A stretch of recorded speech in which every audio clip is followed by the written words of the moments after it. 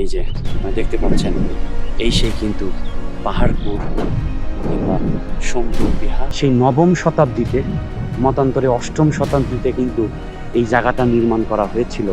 That's mean আজ থেকে maximum 1200 বছর কিংবা 1100 বছর পূর্বে বিশাল অট্টালিকা, এই বিশাল নকশা, এই বিশাল ডিজাইন কিন্তু নির্মাণ করা হয়েছিল।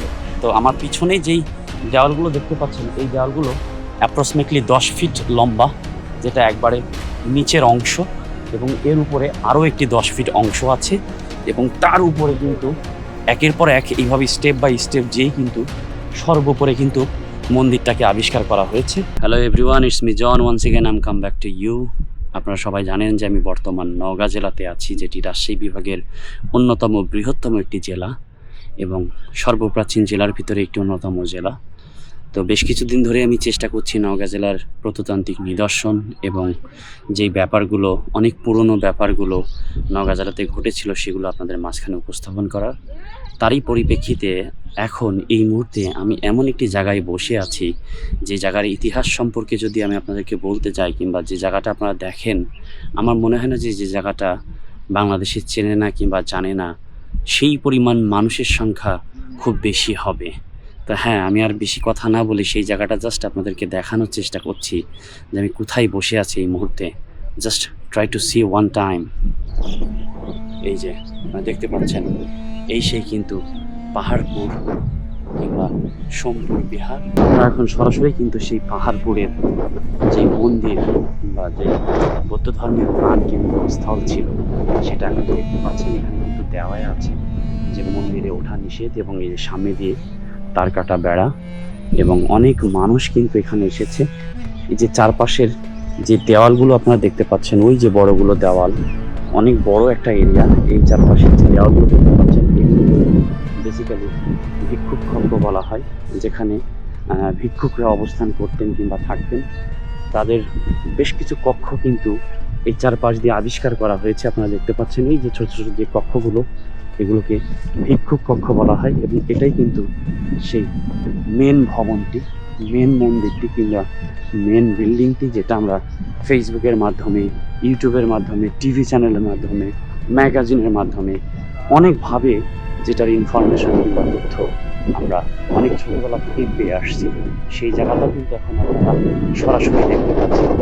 বিশেষ মানে আমি আপনাদেরকে ভাষায় এক্সপ্লেন করতে পারবো না যে কি মোমেন্টে এই মুহূর্তে আমি আছি, এবং আমার অনুভূতিটা কি বেসিক্যালি এই সোমপুর কিংবা এই পাহাড়পুর, এই পর্বতটি কিংবা এই বিহারটি নিজের হাতে এই মুহূর্তে শ্যুট করতেছি এবং আপনাদেরকে দেখানোর চেষ্টা করছি। সেই নবম শতাব্দীতে, মতান্তরে অষ্টম শতাব্দীতে কিন্তু এই জায়গাটা নির্মাণ করা হয়েছিল।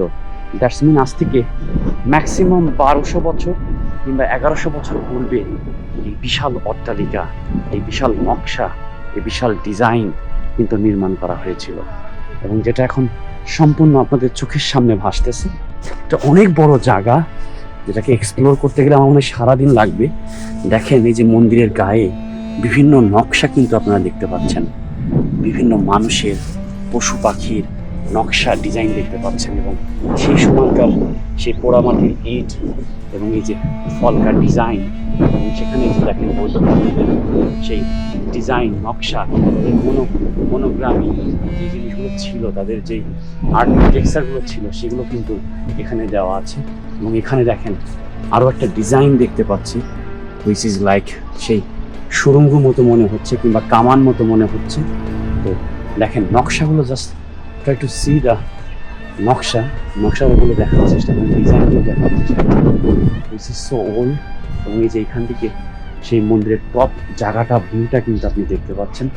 তো ওখানে আসলে এখন বর্তমান প্রবেশ নিষেধ, সকল মানুষের জন্য কিন্তু এই জায়গাগুলো এখন প্রবেশ নিষেধ। তো আমরা চাইলেও, আমি চেষ্টা করেছিলাম এখানকার বাংলাদেশ বিজিবি বর্ডার গার্ড যারা ছিলেন, তাদের সাথে কথা বলে কনভিন্স করা, but somehow they are not convince to allow it to portray in front of you guys.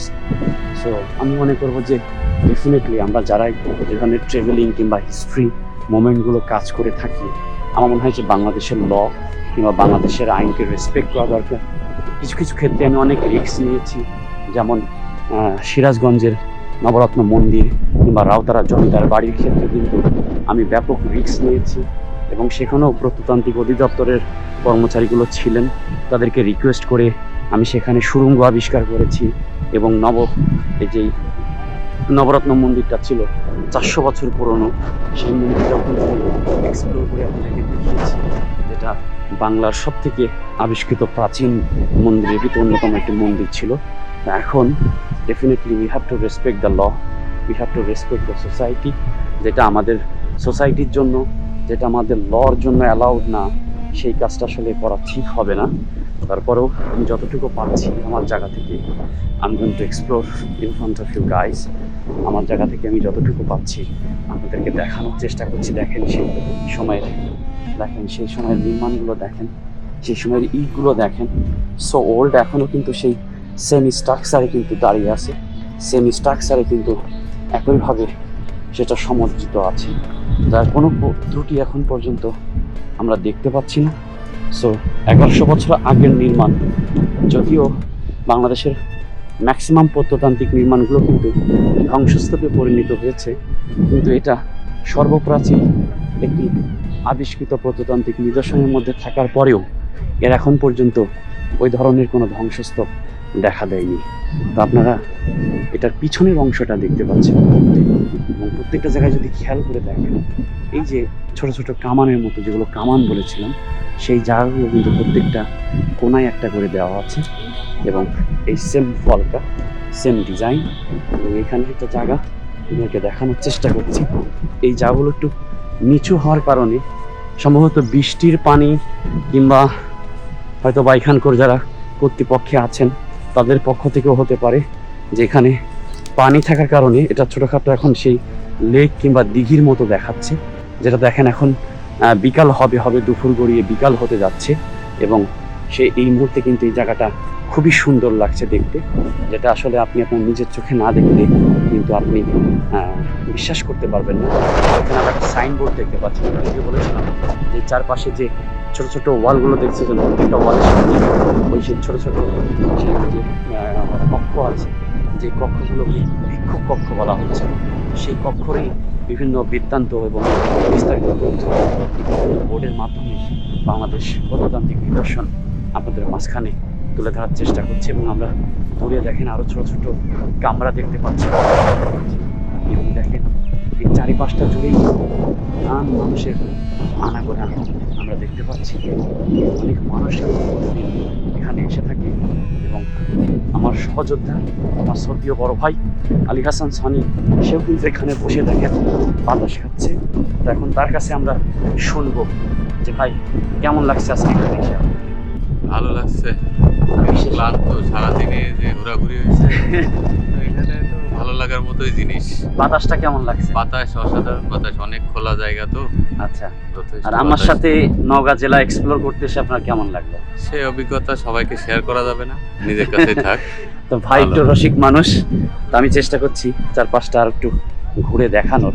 আমি জানি যে হয়তোবা ভিডিওটা একটু দীর্ঘইত হবে, কারণ এটা অনেক বড় একটা ইতিহাস।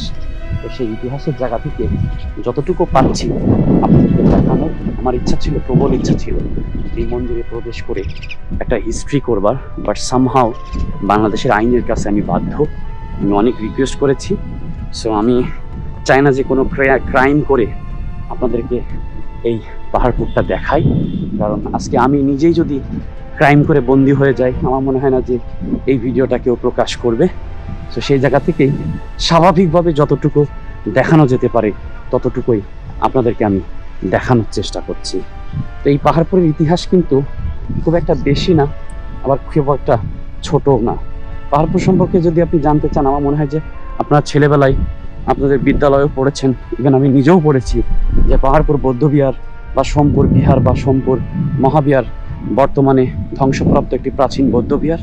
পাল বংশের দ্বিতীয় রাজা শ্রী ধর্মপাল দেব 781 থেকে 821 অষ্টদশ শতকের শেষের দিকে বা নবম 10 শতকের এই বিহার তৈরি করেছিলেন। দ্যাটস মিন আমি আপনাকে বলেছিলাম যে সেই 800 থেকে 900 খ্রিস্টাব্দ সাল যেই সময়টা ছিল, সেই সময়কালে কিন্তু এটা নির্মাণ করা হয়। দ্যাটস মিন 1100 থেকে 1200 বছর আগের একটা বিশাল নির্মাণ, যে নির্মাণ এখন আপনারা সরাসরি কিন্তু নিজেদের চোখে দেখতে পাচ্ছেন।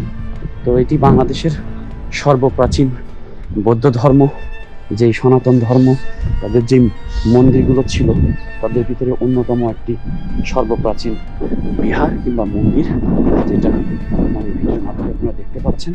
এবং 1879 খ্রিস্টাব্দে ইংল্যান্ডের স্যার আলেকজান্ডার বাংলাদেশের, মানে তখন তো বাংলাদেশ ছিল না, তখন তৎকালীন ব্রিটিশ শাসন স্বায়ত্তশাসিত সরকার ছিল উপমহাদেশে, বাংলাদেশ, ভারত, পাকিস্তান মিলে। তো এই আলেকজান্ডার, ওনার নাম ছিল আলেকজান্ডার কানিংহাম, উনি কিন্তু ব্রিটিশ গভর্নমেন্ট থেকে পারমিশন নিয়ে এখানে খনন শুরু করে এবং ওনাকে সম্পূর্ণটা খননের অনুমতি দেওয়া হয়েছিল না।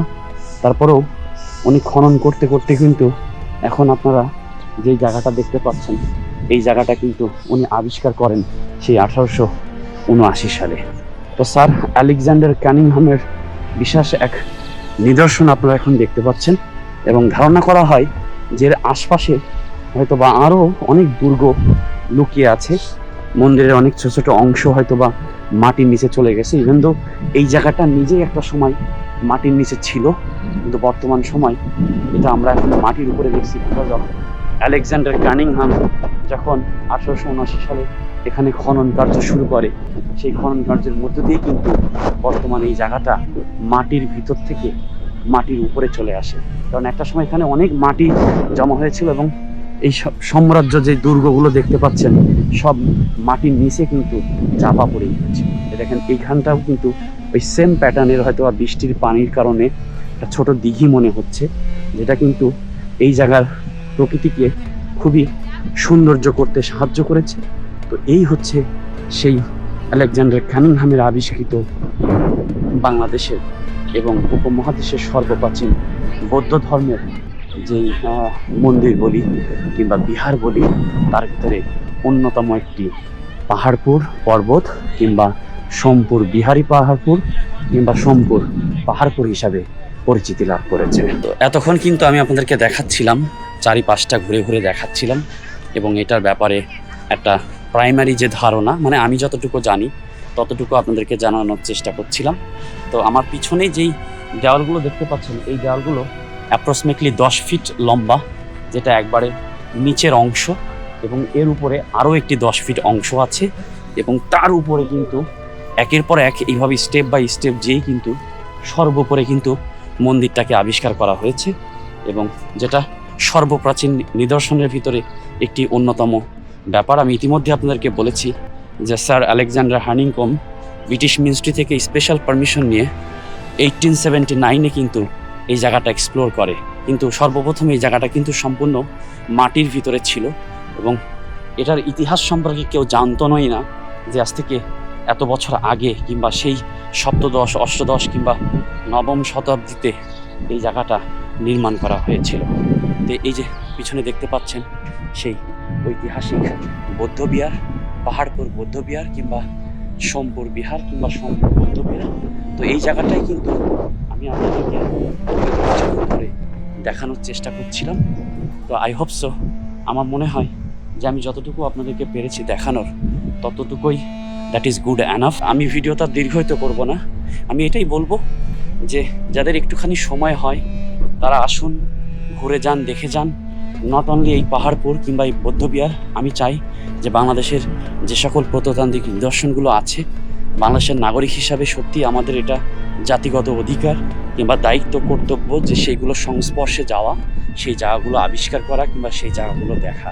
তো আমার জায়গা থেকেও আমি চেষ্টা করছি বাংলাদেশের 64টা জেলা ভ্রমণ করা। তারই লক্ষ্যে কিন্তু আমার এই যাত্রা শুরু হয়েছিল রাজশাহী বিভাগের রাজশাহী জেলা দিয়ে। তারপরে আমি চাঁপাইনবাবগঞ্জ গিয়েছিলাম, সেখান থেকে আমি সিরাজগঞ্জ থেকে নাটোর থেকে আমি এখন নওগাঁ এসেছি এবং আমি আপনাদেরকে চেষ্টা করছি নওগাঁ জেলাটা এক্সপ্লোর করে দেখানো। তো সেই ধারাবাহিকতায় নওগাঁ জেলা শেষ করবার পরে রাজশাহী বিভাগের কোন জেলায় যাব, আর মাত্র 3টা জেলা আছে, বগুড়া, পাবনা এবং জয়পুরহাট। সো ডেফিনেটলি আপনারা আমাকে কমেন্ট করে জানান যে আমার পরবর্তী ডেস্টিনেশন কোথায় হবে নওগাঁর পরে। রাজশাহী ডেফিনেটলি আমি যাবো। আকাশ হচ্ছে, জানি না আমার ভয়েসটা কত ক্লিয়ার পাবেন আপনারা, বাট আমি always try to keep the র ফুটেজ ফ্রম দ্য ভিডিও, র voice from the video. So সেটাই আমি করার চেষ্টা করি। স্মল পার্সনের মতো I never believe in any kind of microphone because that is one kind of, animated. So I always try to keep the real authentication. So that is somewhere is very different and unity from me and to other people. So এই জায়গাটাই হচ্ছে আমার মনে হয় যে একটা পার্থক্য তৈরি করেছে আমার এবং অন্য মানুষের ভিতরে। তো আজকের মতো আমি এখান থেকেই বিদায় নিচ্ছি। এখান থেকে বলতে নওগাঁর পাহাড়পুর বৌদ্ধবিহার কিংবা সোমপুর বিহার কিংবা সোমপুর মহাবিহার থেকে আজকের মতো বিদায় নিচ্ছি। দেখা হচ্ছে পরবর্তী কোনো এপিসোডে। ততক্ষণ পর্যন্ত আপনারা ভালো থাকুন। বাবাই ফ্রম জন। Thank you.